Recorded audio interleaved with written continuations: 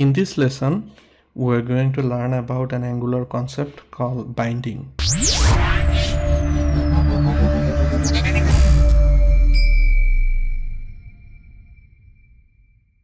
Previously, you have seen that when we create an Angular component, multiple files get created, but two of them are of interest to us.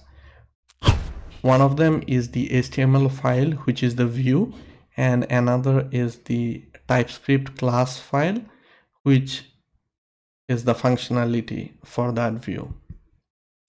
So you can remember them as the HTML file being the template and then the TypeScript file being the class.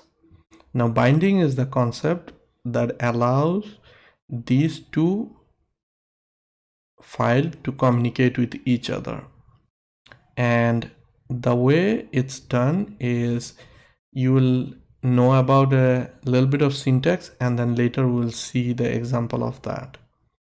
So the first way of communication is when the class is communicating with the template, and there are two things that can help with that. One concept is interpolation, and for this the syntax is we need to use two curly braces to do the interpolation, and interpolation is used when some value is going from class to the template and we're just printing that value or something of that nature.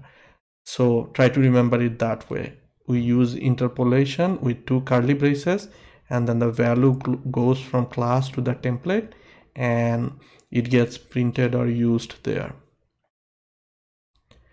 So the next binding concept, which is also from class to the template, is property binding. And then the syntax used for property binding is square brackets or box brackets.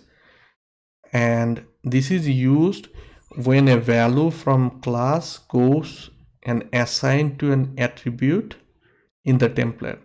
So previously we have seen HTML elements and they have attributes.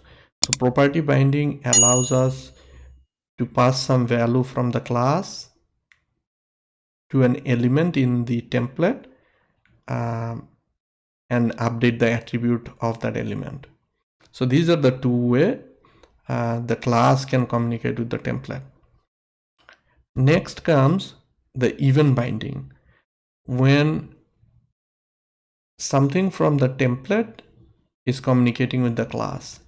So for example, a button or a link in the template, and then if an event happens like click or on mouse over, something like that happens on template and the template want to communicate with the class, event binding is used at that time, and it uses parentheses or round brackets for that syntax.